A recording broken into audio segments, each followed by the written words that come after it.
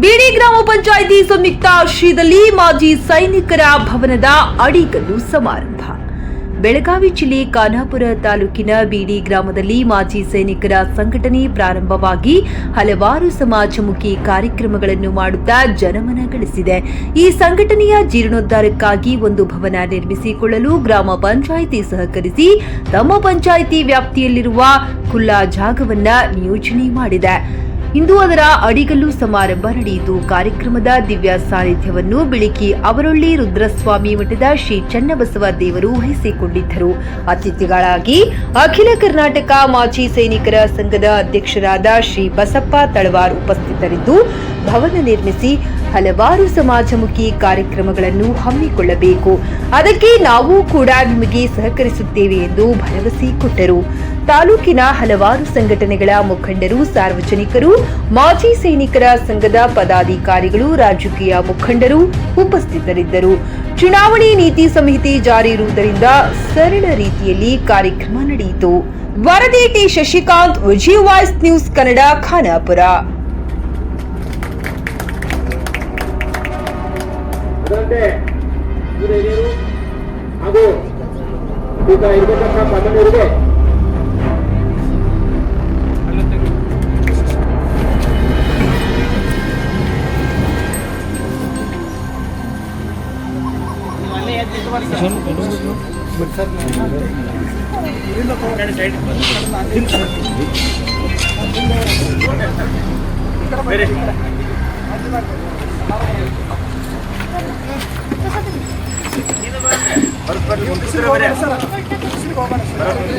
ಇಲ್ಲ ಎಲ್ಲರೂ ಬರಂಗಿಲ್ರಿ, ಎಲ್ಲರೂ ಬರಂಗಿಲ್ರಿ.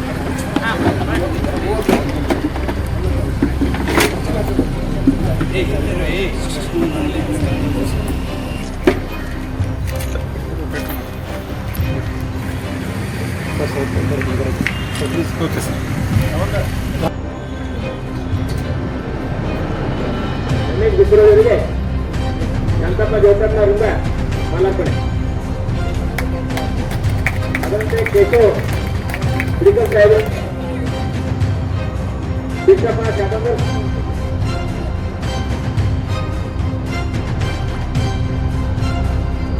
ಅದರಂತೆ ಈ ಸಂಘದ ಅಧ್ಯಕ್ಷರಾಗಿರ್ತಕ್ಕಂಥ ಬಿಜೆಪಿಯವರಿಗೆ ಆನಂದ್ ಸರ್ಕಾರದಿಂದ ಮಾಲಾಪಣೆ ಕೊಡ್ತಾರೆ.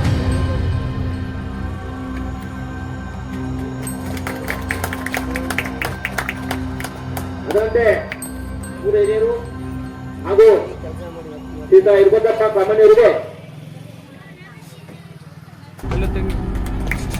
ಕೊರೋನಾದಾಗ ಮನ್ಯಾಗ ಕುಂತೆಲ್ಲ ಊರು ಬಡಗಿ ಹಿಡ್ಕೊಂಡು ಬಸ್ ಸ್ಟ್ಯಾಂಡ್ದಾಗಿತ್ತು. ದಿನ ನೋಡ್ ನಮಗೂ ಒಟ್ಟ ಯಾರನ್ನು ಹೊರಗೆ ಬಂದು ಕೊಡ್ತಿರ್ಕಿಲ್ಲ ಅವರು. ಅವಾಗ ಅಂತ ಕಾರ್ಯಗಳನ್ನಾಗಿರ್ಬೋದು, 75ನೇ ವರ್ಷದ ಸಂಭ್ರಮಕ್ಕೆ, ಸ್ವತಂತ್ರ ಸಿಕ್ಕ ಸಂಭ್ರಮಕ್ಕೆ ಅದ್ಭುತವಾಗಿ ಸುಮಾರು ಅರ್ಧ ಕಿಲೋಮೀಟರ್ ಪರೇಡ್ ಮಾಡೋದರ ಮುಖಾಂತರ ಧ್ವಜಾರೋಹಣಕ್ಕೆ ನನ್ನೂ ಕೂಡ ಕರೆದಿದ್ರು. ಅದು ಕೂಡ ಮರಿಲಿಕ್ಕೆ ಸಾಧ್ಯ ಇಲ್ಲ. ಬಹಳಷ್ಟು ಒಳ್ಳೆ ಕಾರ್ಯಗಳನ್ನ ಮಾಡ್ಲಿಕ್ಕತ್ತಾರೆ. ಅದರ ಶಿಸ್ತಿನ ಸಿಪಾಯಿಗಳು ಯಾರಾದ್ರೂ ಅದಾರಂತಂದ್ರೆ ಅದು ಸೈನಿಕರು. ಬಹಳ ಅದ್ರ ಬಗ್ಗೆ ಎರಡು ಮಾತಿಲ್ಲ. ಯಾಕಂತಂದ್ರೆ ಅವರು ಕಲ್ತಿರ್ತಕ್ಕಂಥ ವಿದ್ಯೆ, ಕಷ್ಟದ ಜೀವನ, ಕಳೆದಿರ್ತಕ್ಕಂಥ ಸಮಯ, ಅದೆಲ್ಲವೂ ಕೂಡ ನೆನಪು ಮಾಡ್ಕೊಳಕ್ಕಾಗಂಗಿಲ್ಲ. ಯಾಕಂತಂದ್ರೆ ಕೇದಾರ್ನಾಥಕ್ಕೆ ಲಾಸ್ಟ್ ಟೈಮ್ 2014ರಾಗ ದರ್ಶನಕ್ಕೆ ಹೋಗಿದ್ವಿ. 2014 ಕೇದಾರ್ನಾಥಕ್ಕೆ ದರ್ಶನಕ್ಕೆ ಹೋದ್ರೆ ನಮ್ಗೆ ಉಳ್ಕೊಳ್ಳಕ್ಕೆ ವ್ಯವಸ್ಥೆ ಇತ್ತು.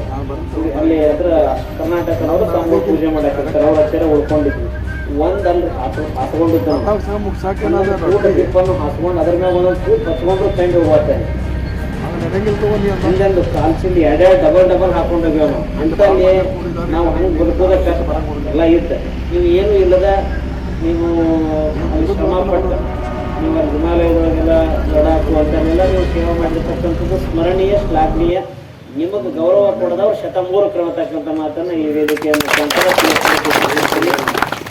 ಇನ್ನು ಇತ್ತೀಚೆಗೆ ಸರ್ ನಾ ಹೇಳ್ತಿರ್ಕಿಲ್ಲ, ಆದ್ರೂ ಹೇಳಕತ್ತೇನೆ. ಅವ್ರ ಅಂದ್ರು ನಮ್ಮವ್ರ ಸಂಬಂಧಗಳನ್ನು ಹಾಳು ಮಾಡ್ಕೊಳಕತ್ತೇನೆ ಅಂತ.